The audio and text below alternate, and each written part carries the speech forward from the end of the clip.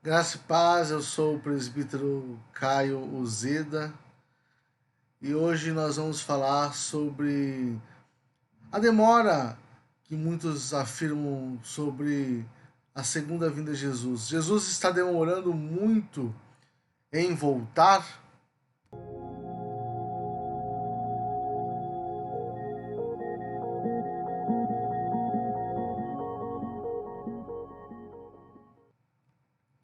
Eu quero te convidar a abrir sua Bíblia em 2 Pedro, capítulo 3. 2 Pedro, capítulo 3. A gente vai fazer a leitura do texto e vamos trazendo uma mensagem que Deus tem para nós hoje. Amados, esta é agora a segunda carta que escrevo a vocês.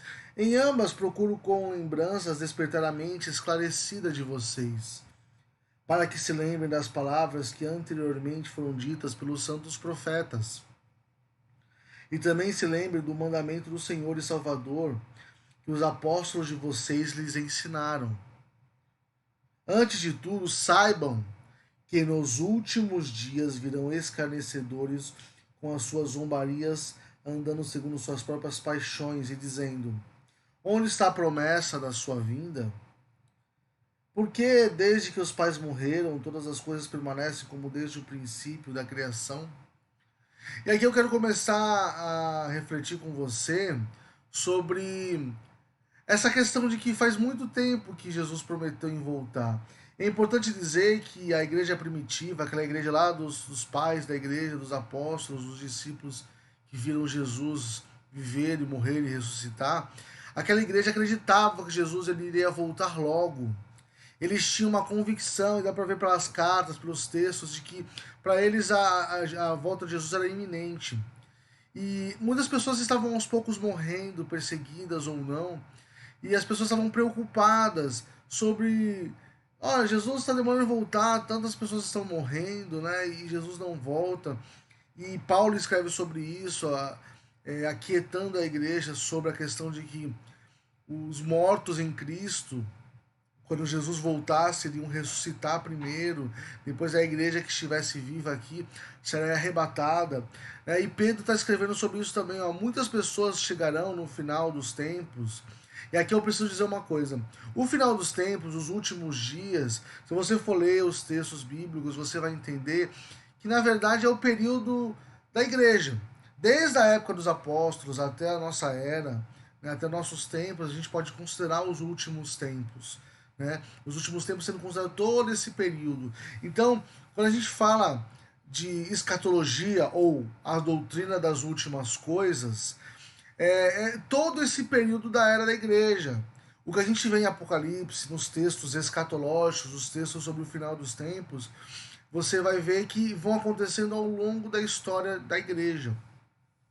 E se naquela época eles já achavam que Jesus estava demorando em voltar, sendo que faltava, já tinha passado algumas décadas apenas, hoje já faz mais de 2000 anos que Jesus morreu, ressuscitou e não voltou até o momento. E aqui o Pedro já mostra pra gente que muitas pessoas iriam escarnecer, iriam rir de nós. Hoje a gente vê pessoas rindo. Se você falar que Jesus vai voltar, e eu falando aqui pra vocês, eu tenho certeza que muitas pessoas vão achar engraçado, vão dar risada de que, Jesus vai voltar, né?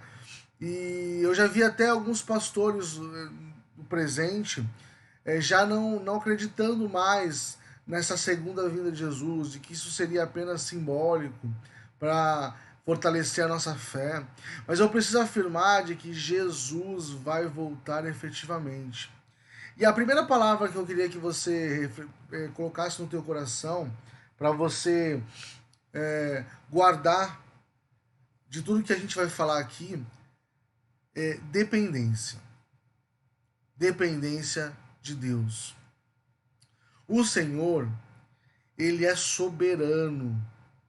Ou seja, é ele quem manda, quem determina, que controla as coisas. Tudo está nas mãos de Deus. E o próprio Jesus diz que ele, como filho, não sabe quando virá quando será a sua segunda vinda. Apesar dos três, né, Deus Pai, Filho e Espírito Santo serem um só Deus, O Deus Pai é aquele que determina todas as coisas e o Filho obedece. Então apenas o Pai sabe e determinou quando isso iria acontecer.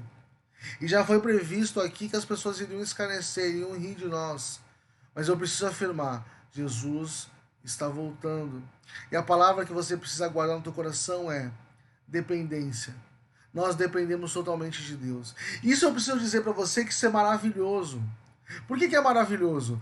Porque, pensa, se dependesse dos homens, qualquer coisa, se dependesse até mesmo de nós, você consegue confiar em você mesmo? Você consegue confiar nas suas escolhas? A gente está chegando no final do ano e muitos votos são feitos. Quantos deles você consegue cumprir? Ou o que você fez de votos no final do ano passado para esse ano, quantos deles você conseguiu cumprir? Quando a gente depende totalmente de Deus, é maravilhoso pensar de que o nosso Deus, ele não falha. O nosso Deus, ele quando ele promete alguma coisa, ele cumpre. É um Deus que não muda. É um Deus que realiza aquilo que ele quer. E ele quer o nosso bem. Tudo que ele faz para cooperar para o nosso bem. Às vezes, esse cooperar para o nosso bem são coisas difíceis e provas e lutas que acontecem na nossa vida, mas mesmo isso coopera para o nosso bem. Mesmo a perseguição, mesmo as dificuldades, mesmo as doenças, mesmo as pandemias, isso também coopera para o nosso bem. E também coisas boas que acontecem na nossa vida, né? A prosperidade que vai muito além da financeira que Deus dá para cada um de nós quando a gente luta e busca, também coopera para o nosso bem. Mas ele continua no versículo 5 e fala assim: acontece de propósito, esquecem que os céus, essas pessoas que escarnecem, né? Esquecem que os céus existem desde muito tempo e que a terra surgiu da água, através da água, pela palavra de Deus.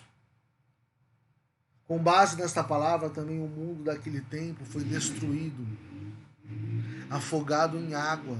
A época de Noé, né? Pela mesma palavra, os céus e a terra que agora existem têm sido guardados para o fogo e são reservados para o dia do juízo e da destruição dos ímpios.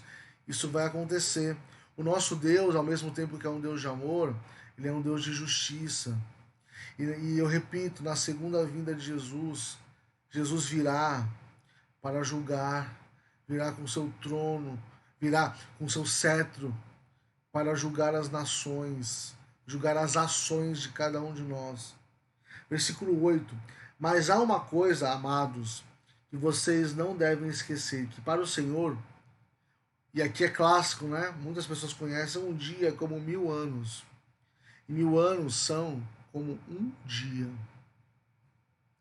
Deus, ele está fora do tempo, porque ele criou o espaço, ele criou o tempo.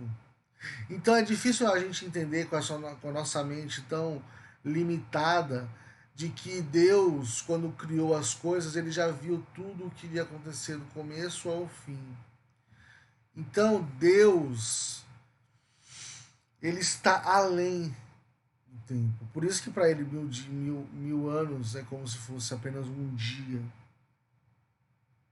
O Senhor não retarda a sua promessa como muitos pensam e dizem, ainda que alguns julguem demorada. Pelo contrário, ele é paciente com vocês, não querendo que ninguém pereça, mas que todos cheguem ao arrependimento. E aqui é importante dizer o seguinte: por que ele tem tardado ou demorado em voltar? Isso tem a ver com a misericórdia do Senhor. Quanto mais tempo demora, mais pessoas podem se converter ao Senhor pela palavra do Evangelho.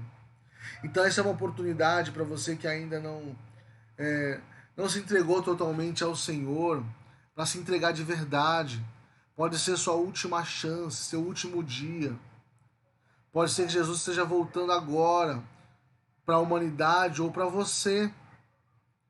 Nós, como seres humanos tão fracos que somos, não sabemos quantos dias nós temos. Quem de nós pode acrescentar um dia, uma hora sequer a mais à nossa vida? Quantos de nós sabemos quantos dias nós temos determinado para nós ainda? E por isso que a gente pode dizer que quem não sabe quanto tempo tem, não tem tempo nenhum. Então o momento de se converter ao Senhor é hoje, é agora, nesse momento, se entregar totalmente a Ele. E não é se entregar parcialmente, é se entregar totalmente ao Senhor. Ainda é tempo. E se você já se entregou ao Senhor, é momento de você falar de Jesus, de pregar o Evangelho de Cristo, de que Ele viveu, morreu, ressuscitou por nós como um ato de amor de Deus, se colocando no nosso lugar como pecadores que somos, nos justificando, nos tornando santos diante de Deus Pai. É necessário pregar o Evangelho para apressar até a segunda vinda de Cristo. Você quer tanto que Jesus venha? Então fale do amor dele, fale e pregue o Evangelho do Senhor Jesus Cristo. Porém, no versículo 10, o dia do Senhor virá como um ladrão. Naquele dia os céus passarão com um grande estrondo, e os elementos se desfarão pelo fogo. Também a terra e as obras que nela existem desaparecerão. Precisamos estar preparados, porque assim como o ladrão vem e ninguém sabe o momento que ele vem, ninguém está preparado para isso, Jesus virá num piscar de olhos, e naquele momento não vai ter mais chance. Depois, assim como depois da morte, segue-se o juízo e não tem mais nenhuma possibilidade de escolha em relação a isso. Quando Jesus vier, também acabou. Todo olho verá, todo mundo se dobrará diante da presença de Jesus, mas não terá mais chance. Acabou. O momento, novamente, o momento é agora. Dependência. Nós dependemos totalmente do Senhor.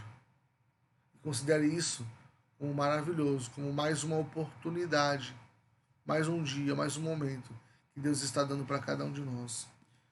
Ou se convertemos a Ele, ou cumprimos a Sua palavra, falando do amor dele, pregando o Evangelho. Uma vez que tudo isso assim será desfeito, vocês devem ser pessoas que vivem de maneira santa e piedosa, esperando e apressando a vinda do dia de Deus. Por causa desse dia, os céus incendiados serão desfeitos e os elementos se derreterão pelo calor. Nós, porém, segundo a promessa de Deus, esperamos novos céus e nova terra, nos quais habita a justiça. E aqui nós temos tantas coisas para falar. É, por causa de tudo isso, sabemos que Jesus está voltando. Como que nós devemos viver?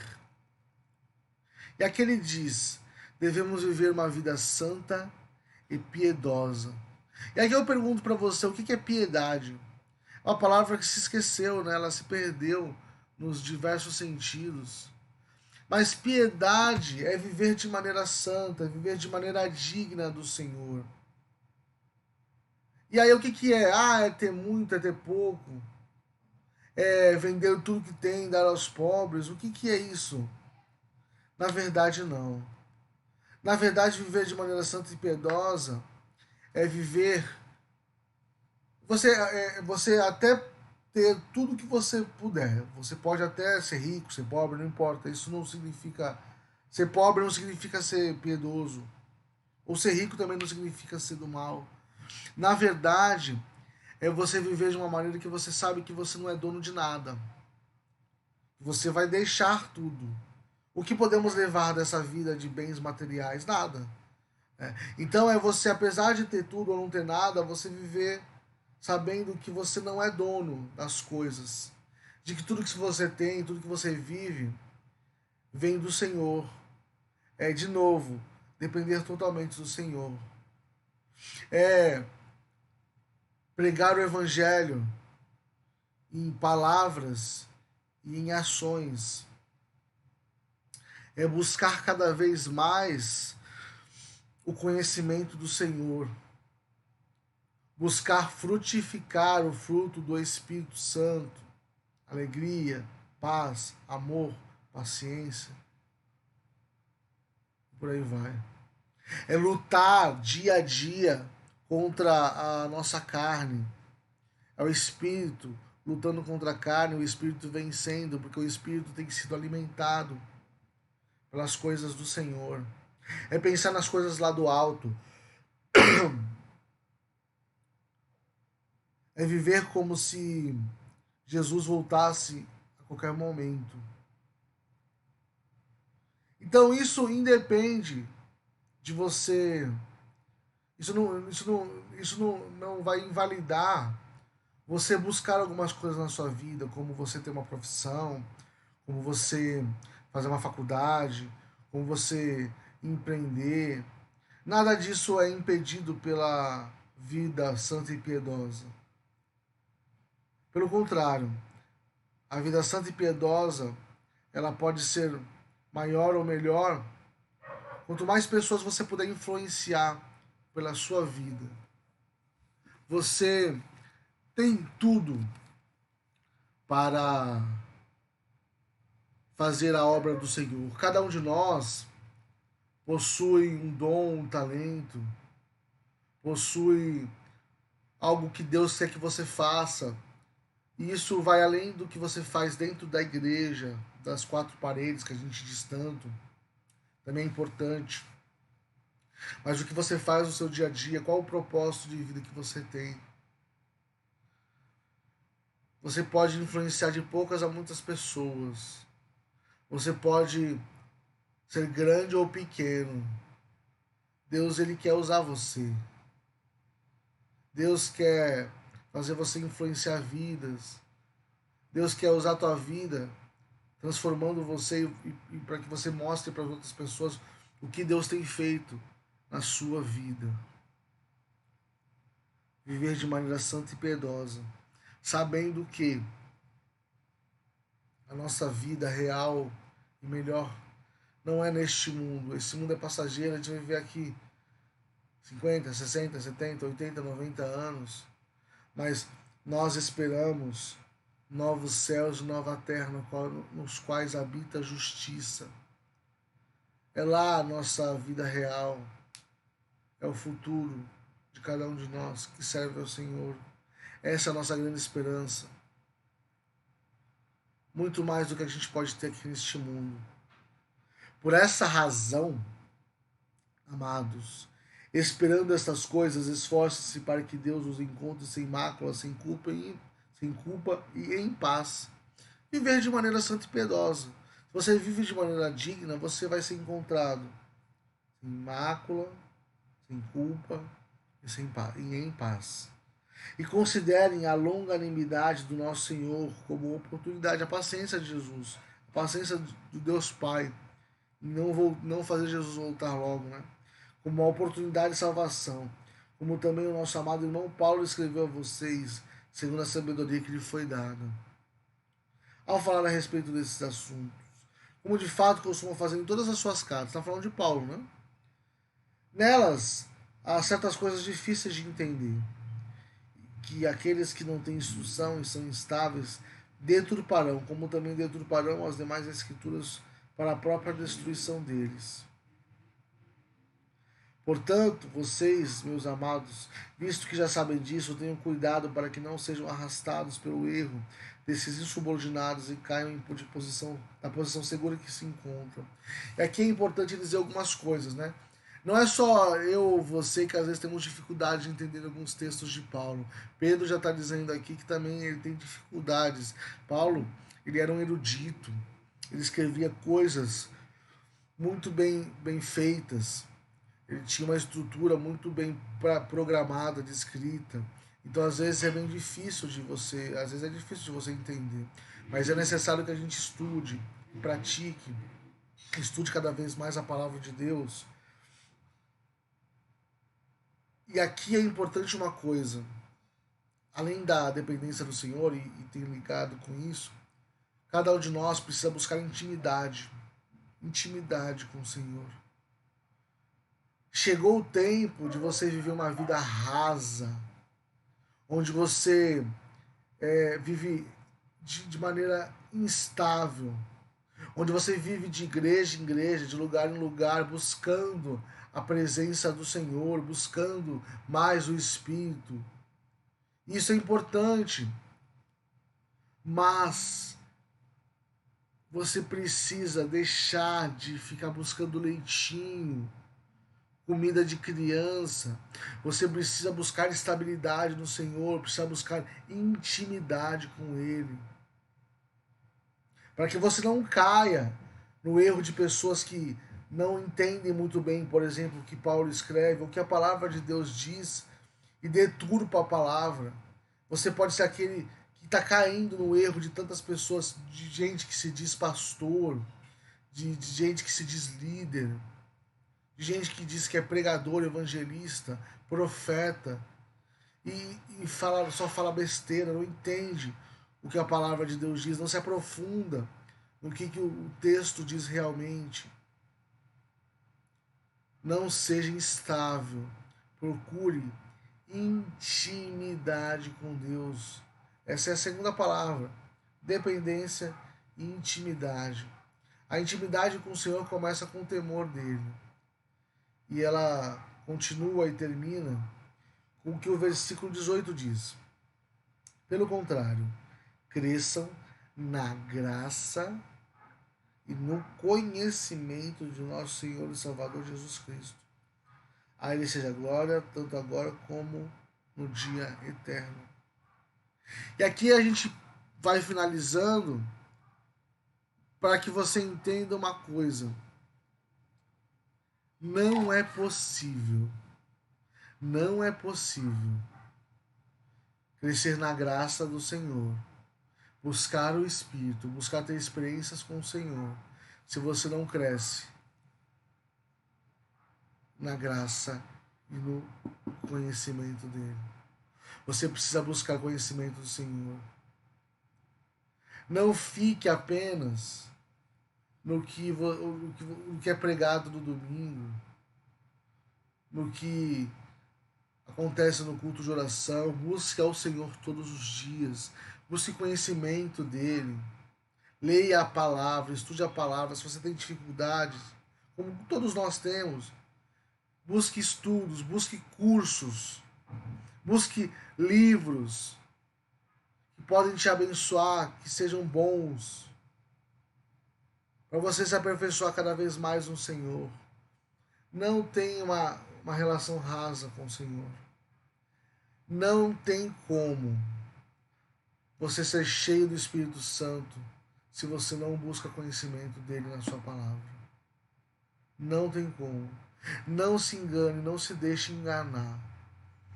Tem gente que vai dizer para você, você não precisa ficar estudando. Que você tá bom só o que você ouve no domingo. Não é suficiente. Aquilo que você apenas ouve e aprende no domingo, de manhã, à noite. Você precisa ir além, precisa buscar mais ao Senhor, para que você seja mais usado pelo Senhor. Jesus está voltando, ele não tarda. Parece que ele está demorando muito, mas ele não está. É pela misericórdia do Senhor que mais e mais pessoas têm oportunidade de conhecer a Ele e serem salvas pelo Santo Evangelho do Senhor, pelo sangue de Jesus. O Evangelho do Senhor é poderoso para salvar almas. E se você já foi salvo pelo Senhor, busque intimidade com Ele. Não se deixe enganar. Não se deixe levar pelos ventos de doutrina. Chega de pular igreja em igreja. Chega de ficar buscando profecia disso ou daquilo. O Senhor tem dito. Você realmente está preparado para o fim do mundo? Você está preparado para a volta de Jesus? Esteja atento. Jesus realmente está voltando.